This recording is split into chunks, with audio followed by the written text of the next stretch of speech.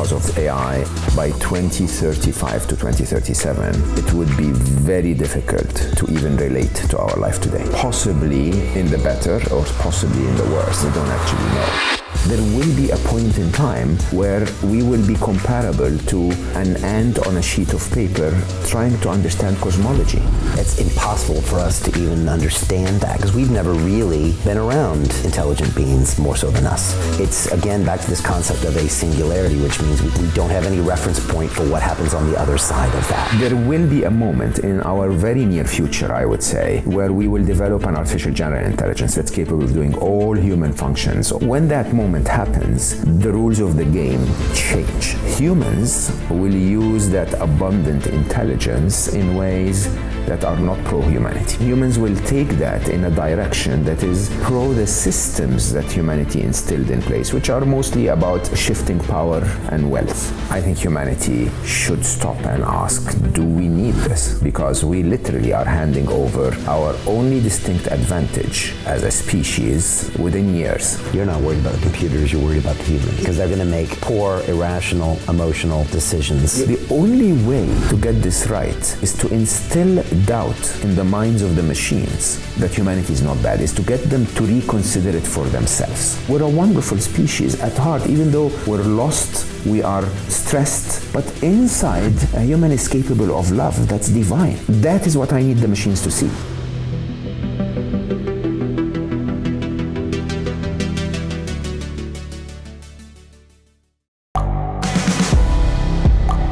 The world is changing. Inspiration is everywhere. It has never been so easy to connect, share, and bring people together. We're learning from others and finding the best in ourselves. Challenging our beliefs. Sharing our vulnerability. Overcoming our fears.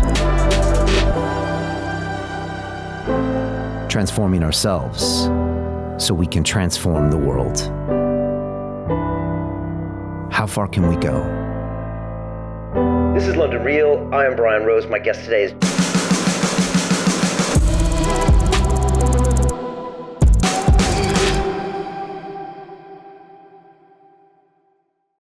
This is London Real. I am Brian Rose. My guest today is Gawdat, the entrepreneur, author, and former chief business officer at Google X. You spent 30 years working in the heart of the technology industry with some of the biggest organizations on the planet, including IBM, Microsoft, and finally at Google's moonshot factory of innovation. As an entrepreneur, you have co-founded over 20 businesses and served on the board of a number of technology platforms.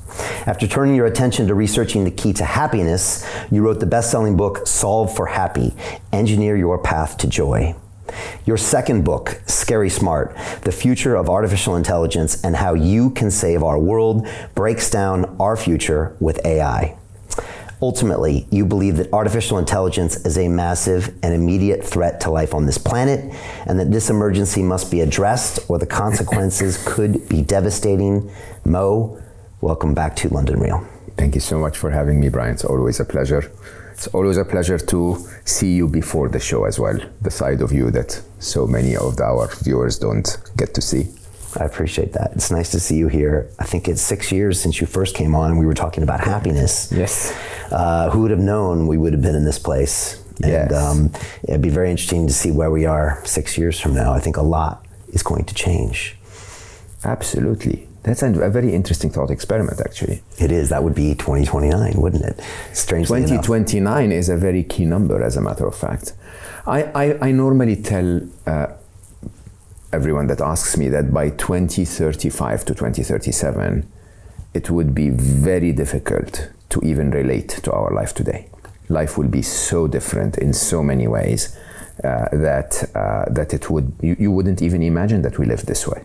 As in us looking back to like caveman days, or looking back to say 1800s, unrecognizable. Unrecognizable. I mean, it's also unrecognizable, possibly in the better or possibly in the worse, and we don't actually know. And I tend to believe that AI and technology has always surprised us on the upside. So you would say 2035, 2037, but as we could see, intelligences of the magnitude of ChatGPT today, we didn't expect that early on. Intelligences like AlphaGo beating Lee and becoming the world champion, we literally expected would take 10 years longer. And those kinds of intelligences, if you want to be pessimistic, you would say, okay, they're going to take longer. But we've constantly been surprised. Constantly. It always happened earlier. So maybe 2029 would be that year. I think society will take time to adjust and react and break down in many interesting ways. But by 2029, we will be in the heart of it for sure. You know what surprised me the most, Mo, is of all the people I've spoken to on AI and listened to about AI, not a single one has said, yeah, I expected this right about now. Every single one. And these are the top people in the world, from Jeffrey Hinton of Google, that's the man, the godfather, to, everybody across the spectrum. Everyone has said, I'm surprised. That surprises me. Everyone but Ray Kurzweil. Ray has taught all of us in his work about we all know the technology acceleration curve. The most well-known example of it is Moore's law, right? And I love Ray Kurzweil's example when he was trying to explain the technology acceleration curve. Basically, if you take Moore's law, that technology will double in power every compute power will double every 18 months for the same cost, right? The thing is that that doubling function is so much more deceiving to the human brain than what we know as progress. So the doubling function, if you assume that something doubles from 1 to 2, so it adds 1 in power, then the next doubling, it's adding 2, which is everything it's ever created. The next time, it's adding 4, which is everything it's ever created. So if you think that we moved on artificial intelligence from 0 to 100 units of intelligence, I always share, it's not very accurate, but we think that ChatGPT's IQ is 155, right? One doubling, by the way, Einstein is 160, just so that we keep that in perspective. One doubling, and it's almost double the intelligence of one of the smartest people that ever existed. The next doubling, it adds 2 more Einsteins. The next doubling, it adds 4 more Einsteins, right? And if you and I, who have studied physics, would look at Einstein and say, man, that's intelligent, it becomes almost impossible to comprehend what 8-time Einstein could be, let alone a few more doublings, and now we're talking tens of thousands of times human intelligence, right? So it's from one side inevitable, which is really important to note, that we are on that path. There is no stopping that path.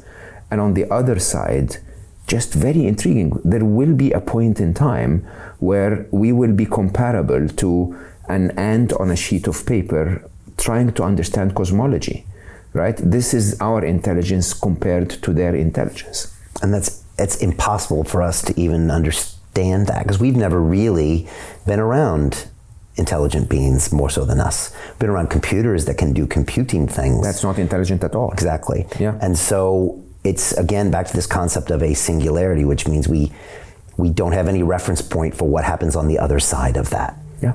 So it's basically, there is a point which most of us identify as the introduction of the first AGI, artificial general intelligence. So artificial intelligence today still is confined to a task, right? You get an Instagram recommendation engine, and it will be very good at recommending videos, but it can't drive a car.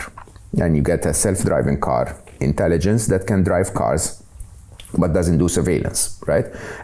Or security. So basically, each of them is very good at one task.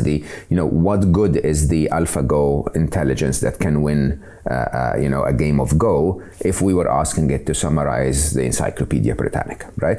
There will be a moment in our very near future, I would say, where we will develop an artificial general intelligence, an intelligence that's capable of doing all human functions, all human intelligent functions, better than humanity.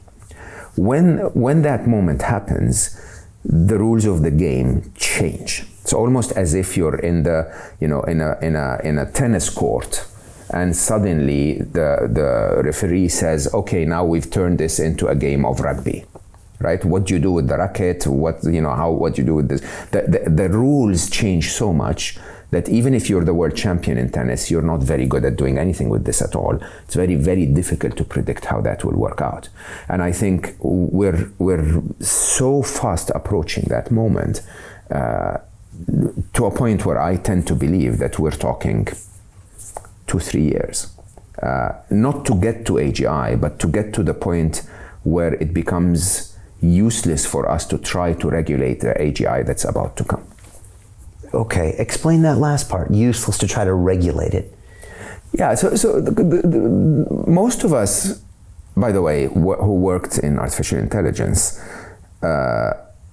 we celebrated the capabilities and the possibilities that AI can bring to us.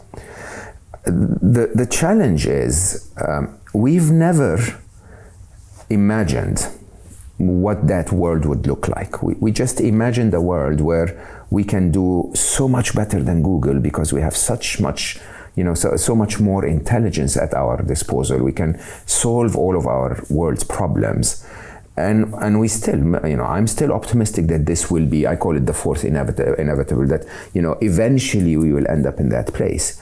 That moment between now and there, I think my biggest fear, Brian, is that humans will use that abundant intelligence in ways that are not pro-humanity, right?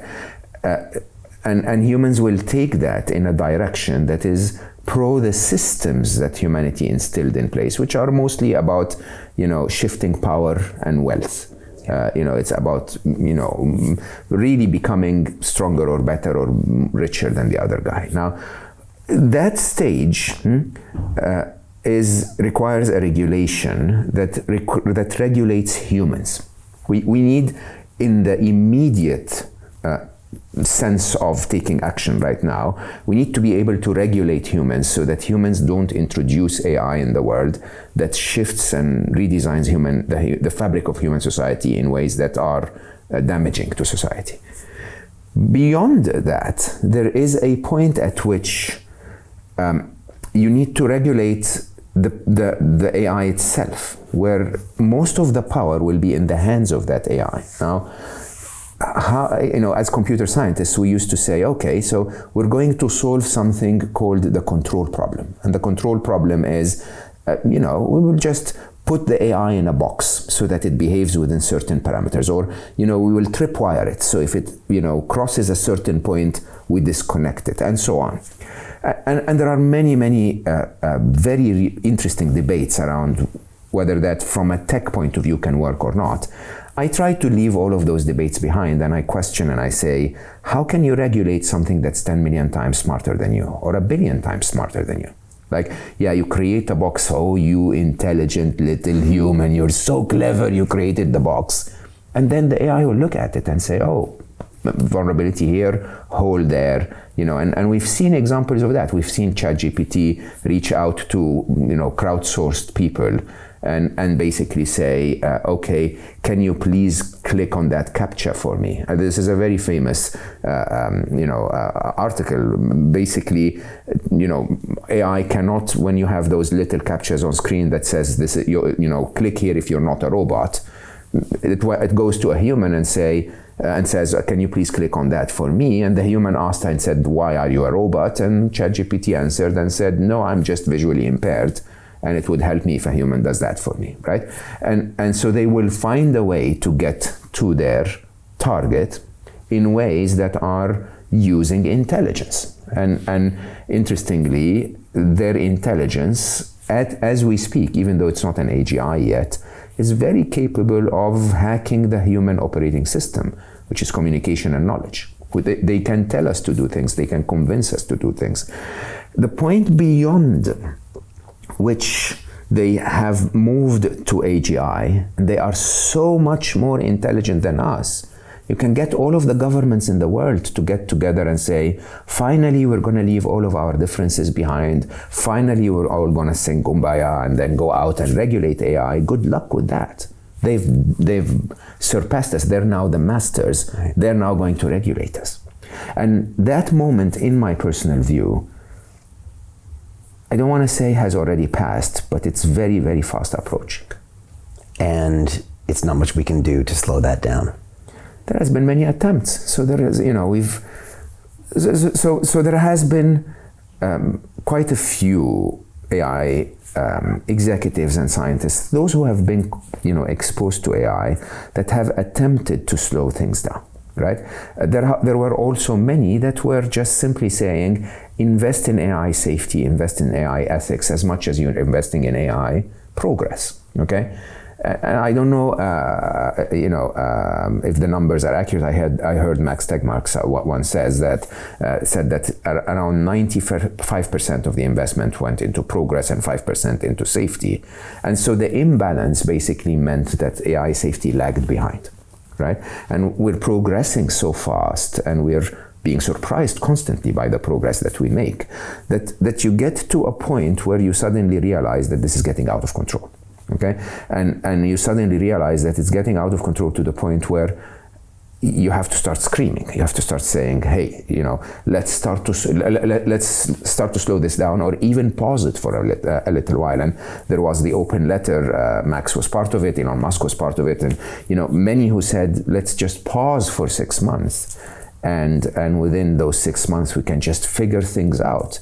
But that's what I wrote in Scary Smart as the first inevitable. In the first inevitable, I openly said there will be no stopping AI. Okay, AI has already happened, and it will keep progressing, not because of any technological bias in that. It's not AI itself that will make sure that we don't stop it. It's the human system that we've built in place, where it's a prisoner's dilemma. If China develops AI, America needs to develop AI. If Alphabet develops AI, Google's company, then Meta, Facebook needs to develop AI, and that kind of competitive landscape is not an AI issue. It's an issue on defense. It's an issue on every kind of hunger for resource or power or wealth. And as a result, of course, you could see the immediate response of Sundar Pichai, who's the CEO of Google, to the open letter is, "No, I can't stop. You cannot guarantee for me that everyone else will stop. So why would you ask me to stop, and then my company will be vulnerable?" And you can't blame him. Sundar is an amazing human, okay? You can't blame him. Sundar is basically saying, I am tasked in front of my shareholders with protecting my company's interest. Now, if, for example, the internet had changed from IP5 to IP6, it's my responsibility to make sure that Google is ready for IP6. Now, the world is changing from traditional computing to AI. It's my responsibility that Google leads in AI. And if nobody can guarantee for me that everyone else will stop, I cannot stop. That prisoner's dilemma is the first inevitable. And the first inevitable will tell you that AI will continue to progress, and it will continue to progress at a pace that is faster and faster and faster by the minute. If you imagine the explosion of AI investments that happened between the time ChatGPT showed, in front of people finally, and today, we're talking trillions and trillions of dollars. So the trend is not only continuing, it's accelerating. Yeah, and Max Tegmark calls it Moloch, right? This I love that analogy, yeah. Yeah, it's this concept, that's, I guess, been around for quite some time, that prisoner's dilemma that we race to the bottom. And again, with Google, you saw it a bit, whereas the Google Bard initial demonstration, was a PR kind of a nightmare. The stock price faltered, but when they came back, it was a better version, and it was now connected to the live internet. Mm-hmm. And it was almost like they took one more step closer to the bottom. Exactly. to stay competitive. Exactly. Maybe that's a simplistic way of looking at that, but that was the way I try to explain it to my students, is that now they said, okay, we're going to see you and raise you because we have $1 trillion of market cap or $2 trillion that we have to protect. And like you said, if Sundar doesn't do it, they'll get rid of him and someone else will do that. Exactly the challenge we're at. And I think that the truth of the matter is that as you rightly said, I'll see you and raise you is what's happening today. It is the gold rush all over again. It is the internet bubble all over again. And yes, there will be fallout in the process, but in my personal view, we're just going to see more and more and more. There's no stopping it. Some people do equate this to the dot-com bubble. You saw that. I was the CFO of a dot-com startup in New York City at the ripe age of 27. And we raised $15 million. It was called luxuryfinder.com. You could buy like a jet on our website. It was a bunch of wealthy people in New York and the Hamptons that put money in, like Leon Black and all these people. And I was just watching it happen. It went up and then it crashed down. And for a couple of years, you couldn't say the word tech in New York City or someone would want to punch you in the face. 3 years later, Google kind of was started and it came about. And I remember the days. I remember the madness going on. I remember all my buddies in finance like telling me to stop talking about the internet, and I was saying this is Columbus in the New World, etc. How does AI differ from that? It doesn't at all. I mean, remember at the end of the day, if you remember all of the, Commerce One and eGrocer and all of those, I don't remember even the names anymore, who disappeared completely, but the internet continued. Right? And the internet continued at a pace that most people didn't understand, because at the time they thought that the dot-com bubble was, the disappearance of the money was the disappearance of the internet. It was the redistribution of the money that was the rise of the internet. And you'll see that here as well. I mean, I have so many investment firms asking my advice on where to invest in AI. And I can attempt to look intelligent, but anywhere you will invest, you'll make money. So, right, you will lose a good chunk of your portfolio on startups that will fail, and there is a criteria to minimize that chunk, right? But if you invest in a sector at large, AI in healthcare, you will grow. It's just inevitable. It's money flow, money is coming in, and the sector will continue to grow. The question really that I think humanity has never ever answered is the fact that we can do it does not necessitate that we should do it. And I think with artificial intelligence specifically, I think humanity should stop and ask, do we need this? Because we literally are handing over our only distinct advantage as a flimsy biological being, as a species, we're handing that over within years. I'm not saying tens of years, and I know there are very varying views on this, and so I'm putting my neck on the line and saying within years, probably before 2029, we'll see an AGI that surpasses human intelligence. All right, so let's look at the timeline according to Mo Gawdat, just roughly here. You said by 2035, 37, we will be in a world that is just completely unrecognizable to what we are now. Or they would look back at us and they wouldn't even recognize who we are, how we live. They will look back at us with a lot of envy or a lot of surprise. Right. And backing it up to then, I think Ben Goertzel called it the pre-singularity. And when he described this to me, very similar to you, he said bad people will use AI to do bad things and co-opt it for their means, which, turn on the news. Like you said, power, whether it's China or the US or Russia or Ukraine, and wealth. Yeah. Right? This is how we exert, this is what we do as humans. So it's used, co-opted by those organizations until we hit an AGI level, and then it's potentially out of our control. It's certainly out of our control. And that's why you go into the book, and that's, I guess, one of your inevitables, is that it's certainly out of control. And it's interesting, Mo, because I have a bunch of students, and I get to teach them on a regular basis, and I get a random cross-section of people sometimes. And I say, when I go to the inevitable thing, a lot of people look at me funny, and then I say, okay, in the next 100 years, will these things be 10 or 100 times smarter than you? And almost everyone will raise their hand. I said, look where the mobile phone was. Well, there was no mobile phone 20 years ago. Look at it now. And most of them, people will be like, yeah, okay, you're probably right. I guess it is inevitable.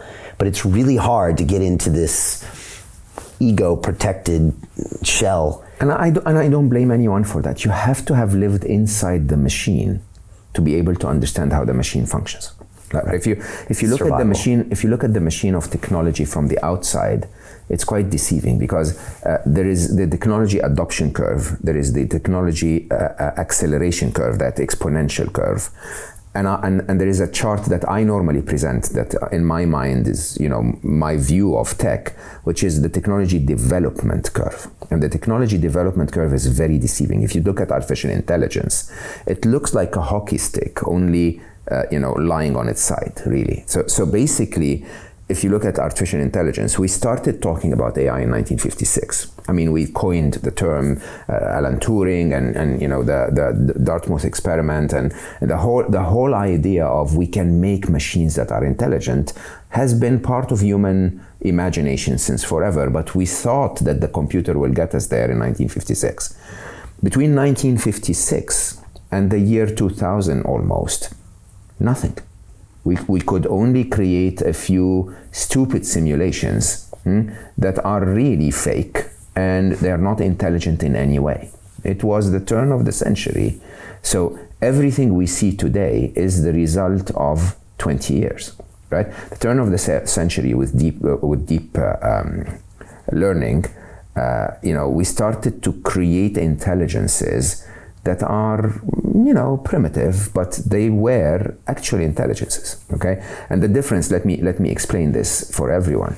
The difference is, until we started to code deep learning and machine learning and so on, computers appeared to be very intelligent, but they were simply repeating my intelligence as a developer. So I would solve the problem first, and then they'll tell the computer to do it 1,000,000 times faster, right? Okay? Without me solving it, and if I solved it wrong, the computer will do it 1,000,000 times faster, wrong, right? So there was no solution offered by the computer, there was just execution. When we went into deep learning, we started to say, okay, look, we don't know how to solve the problem. Can you solve it yourself? Right? And there was an explosion, Jeffrey would talk about that openly, that the challenge has been in the early years, even until 2008, for example, when we started to work at Google X on self-driving cars, there wasn't enough data to teach those machines. There wasn't really enough compute. Remember, 2008 was just over there, like it was just a few years ago. And between then and now, the explosion of the amount of data, the explosion in the amount of in the availability of compute power, allows us to do what we couldn't do then, even though we had found the breakthrough. And my breakthrough moment was when one of my dearest friends he was the country manager of Google Saudi at the time, presented to me something that we used to call the cat paper, okay? And the cat paper, I think, was the turning point in my mind that we figured it out. So this was a white paper that Google published, if I remember correctly, 2009. And we had used some of Google's spare compute power to go and watch YouTube. Simply, we didn't tell them what to look for. We just said, go and watch YouTube. So the machine would cut YouTube videos into 10 frames per second, take all of those 10 frames and try to layer them on top of each other in a deep, learning network, in a deep neural network, and attempt to find similarities between them. Okay? That's all the machine did. It was really trying to find similarities, patterns that are reoccurring. We didn't know what those patterns were going to be. The machine could have come back and said, there is more red than blue on YouTube. What it came back with is, it basically said, I found something. And we couldn't even know what it found. We had to write more code to tell it to explain to us what it found. And it had found a cat. Okay? YouTube. There you go. There is Brian Rose and cats. Before us, there were cats. Yeah, exactly. Right. So the cat video. Yeah. So basically, tons of cat videos. Yeah. But what the machine found was not like a portrait of a cat, and so any other cat that is portrait would be found. No, it found out what catness is.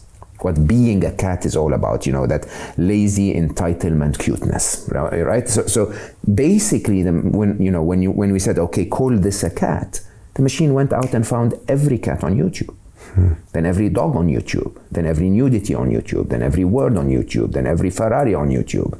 And you can actually do that today. You can say, you can go to Google image search and say, find me pictures of yellow Ferraris, okay? It will find you pictures of yellow Ferraris that don't have the words yellow Ferrari in the title. It understands what a yellow Ferrari is, right? At that moment, we used to call it unprompted AI. At that moment, we had found the breakthrough. So that hockey stick of the technology development curve moved from this very, very, very long and boring, no progress, from 1956 to, say, 2006. And suddenly it goes through the roof, like literally almost vertical. Because you had the data and the computing power? Because you had the breakthrough, the tech breakthrough, and now you pour engineering. Neural net, data, computer power, all the right Exactly. time. And you guys noticed it, so you said this is and it. Everyone, and I don't claim that Google has always been more advanced, I tend to believe, but everyone found it. And so, at the time, DeepMind, an incredible organization here in the UK, Demis, the CEO, is an amazing human being. Google had to acquire them because they were so far ahead in understanding how to teach computers how to have neural networks, how to have a structure that's similar to the brain structure by having machines play Atari games. Okay, and here's the interesting thing. When I don't remember the exact date. I think it must have been 2014, 2015. Don't quote me on this, but the first time we acquired DeepMind, Demis comes to our Golden Circle meeting, so the VPs and senior VPs, and he presents. And if I recall correctly, do you know the Atari game that was called Breakout? So bricks on top. Yeah, I used to play it. And he said, if I remember correctly, he said, so we trained the machine for a few days, or 3 to 4 days, 3 to 4 hours to play. But remember, these are highly parallel machines, so there are many of them playing at the same time and teaching each other. And it started to hit the ball. It played like a child. A few more hours, and it started to never miss the ball. A few more hours, and it started to develop strategy. So it would poke a hole in the corner of the wall and then send the ball up there. And the thing is, we never told it what to do. We just told it, here's the controller, maximize that score. Right. That's it, right? And it plays and plays and plays and plays. Now with the ability now that you found the breakthrough, and the breakthrough says, create patterns, layers of observations of patterns, and just from those patterns develop intelligence. Very similar to how a child learns. Right. Okay. Once we found that, it was just a matter of time. And understand, when you're inside the factory, I knew it was, of course you sort of like downtone your enthusiasm. So we said maybe 20, 30 years and we'll have very intelligent machines. And just breakthrough after breakthrough after breakthrough. And here we are having wonderful conversations with ChatGPT and, with Bard, and we're just completely controlled by machines that are recommending videos for us and content for us. We've passed the Turing test, so it's actually extremely difficult to know the difference between a machine and a human on the internet anymore. And there we are. And as that chart is literally almost vertical, we still don't talk about it. We talk about Russia and Ukraine. We talk about economic challenges. We talk about, all important problems. But this is the one. This is the one that's going to define humanity without, our involvement at all within 2 to 3 years' time. We're 6 months past the ChatGPT moment. Are you still surprised that we're not talking about it more, or is this standard playbook for humanity? It is sadly standard playbook for humanity. Does part of us not want to see it? So look, I attempted to help myself understand why is it that we continue to develop it on one side, And why is it that we're not talking about it on the other side? So the latter is easy. The latter is because there are higher priorities. Again, the system that we created from a political point of view does not favor disasters where the politician is going to fail. Okay?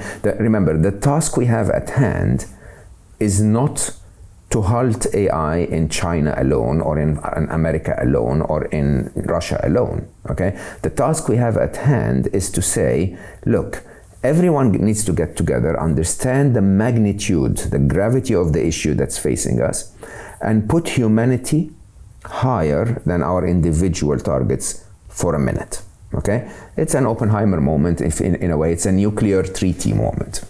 There is a question of, if we knew that nuclear power was going to lead to that kind of Cold War, and the threat of a nuclear war, even now in 2022, 2023, would we have benefited from not doing it in the first place? Okay? Could we have gotten together and said, yeah, I know it gives one of us an advantage. Is there another way we can negotiate that advantage? Interestingly, however, it is also against the system for us to slow this down. Why? Because sadly, politicians are actually paid to create that advantage. Sadly, business people are actually paid to create that competitive advantage. So it's not in the natural system of humanity that we've built today to prioritize all of us over my own personal gain. Okay? So this is why we're not going to stop. It's very clear. We're not talking about it, because if we bring it up, then the political system needs to respond. Okay. Now, I have to admit, Prime Minister of the UK brought it up, New Zealand is talking about it, and so on. And it will become more and more prevalent. Sadly, however, we need a COVID moment for everyone to react. And sadly, however, I fear that we will react like we reacted to COVID. So understand this. Everyone who understood, viral pandemics told everyone in government that we were going to hit a pandemic.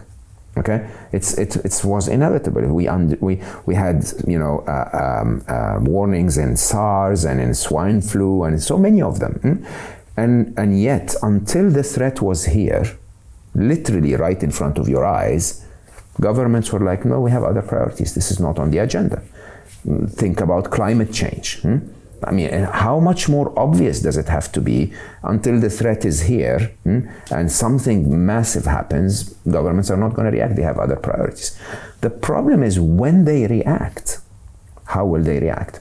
Okay? And I think COVID is a fantastic example of what to expect, because had we stopped at patient 0, oh, hold on, there is a patient 0, let's stop the spread of this, we wouldn't have ever heard of COVID. Right. Had we stopped at patient 100, it would have been contained reasonably. But when we got to patient several thousand, what did governments do? They started to point fingers. Oh, no, it came from China, it came from this.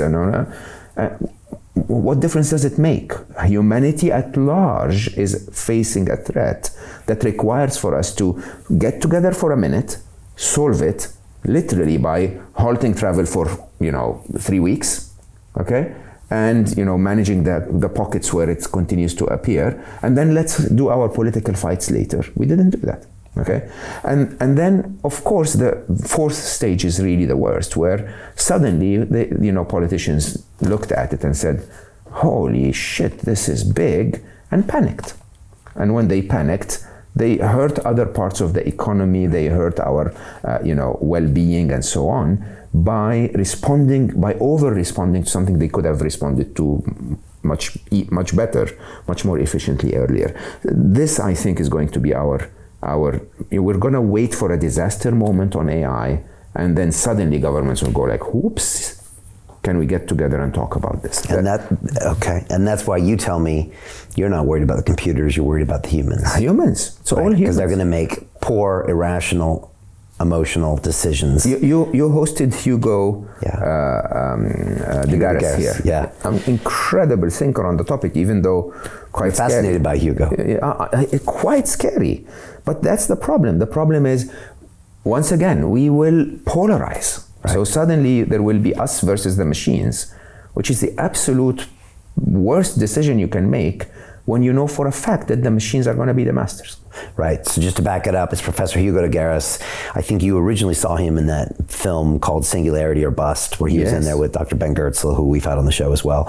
And in that movie, which I think you quote in your book, Scary Smart, which everyone needs to get a copy, and I listened to it on Audible. It's amazing, and Mo recites it in his beautiful voice. And Hugo wrote a book called The Artilect War, and he has kind of gameplayed this in his mind for many years, for decades, and he believes in the future there will be two groups. I think it's the Cosmists and the Artilects. The Cosmists believe in humans, and I think the Artilects believe in building these AIs. And he says it will get to a point where they will be two groups, and there will be a giga-death, is what he says, 1 billion people dying as these two groups fight it out for the winner. Yeah. When the winner is obvious to you, will be the Artilect group anyways. Yeah, I think that you're starting to see that already on social media. We're not killing each other, but I can guarantee you this video will have endless controversy and conversation around, okay, is this happening, is this not happening, is this good for us, is this not good for us? Because at the end of the day, we're humans, we have different points of view, and if we have different points of view, we have different convictions, and we are so well trained that if what you're saying is not what I'm convinced of, then you're an idiot. Right. And so it's a tiny bit of a war when you really think about it, but it can grow quite big. It can grow quite big, again, not in the form of a war, but just wait 5-6 years when we get massive job losses to artificial intelligence, and it becomes a clear war. If someone took your job, remember how black cab drivers here in the UK responded to Uber. Yeah. Okay, do that at a massive scale, and it is a complete redesign of the fabric of our society. Look at the way that, say, World War I started. I mean, it was a shot fired in a random country that really didn't really have a lot to do with what happened afterwards, but it was an event that really lit up everything, and before you know it, everyone's choosing sides, and you've got a massive world war between superpowers. This event could be a variety of things. It could be job losses, or it could be a computer kills a human in some weird isolated incident. It could be a variety of things, right? And mistakes will happen, which is one of the things you put in your book. So we have to think about this, and we have to understand that while you and I are spending this hour or couple of hours chatting about this, there is someone investing hundreds of millions of dollars to create a criminal AI. Right? Because, if you want to make money, you rob the bank, right? If you're a criminal, you go to where the money is. Now, if I told you that the biggest power on planet Earth is intelligence, and now you have access to it by writing a few lines of code, okay? A lot of people are investing in that, which raises a very interesting question, because the only way to protect against a super intelligent criminal is to have a super intelligent policeman, which again is back to the first inevitable. Huh? So we can't halt the progress of AI if we cannot ensure that there is no criminal attempts to gain superpower with AI. And the problem is that element of trust. Can we include criminals in this conversation and say, hey, keep robbing banks, just don't create a super intelligent criminal? Okay, that's not going to happen. So that continuation of development of a super intelligent virus, a super intelligent hacker, a super intelligent AI of some sort that will do something that can gain its developer a lot of money, it's happening as we speak. And I believe that patient zero will be one of those attacks, right? Will be something that disrupts, sadly, only our economy is what we care about. So politicians will respond when economy is disrupted enough, but it's inevitable. What do you think that'll look like, honestly? And when do you think it'll happen? I think it will look something like 2008,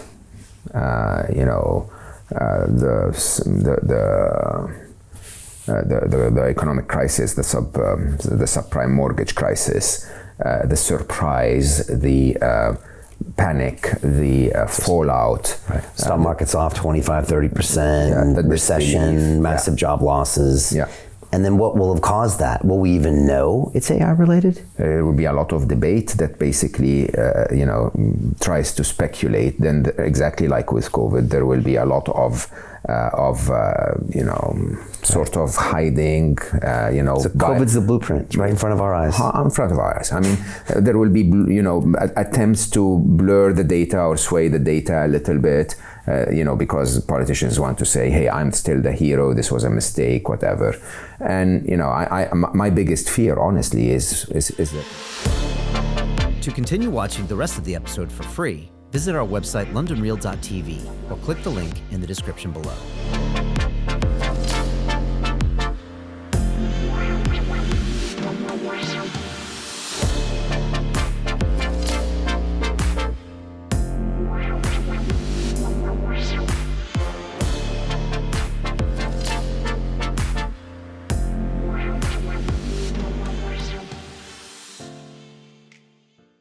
So Jim Rickards has just recorded a video that's not available to anyone in the public, and he's going to be talking about how this upcoming recession is going to be fast, it's going to be bloody, it's going to be nasty. But at the same time, he's going to show you how you can position yourself to profit from all of this chaos. Now, we've made this video only available to our viewers. Go to londonreal.tv/Jim. Watch that immediately.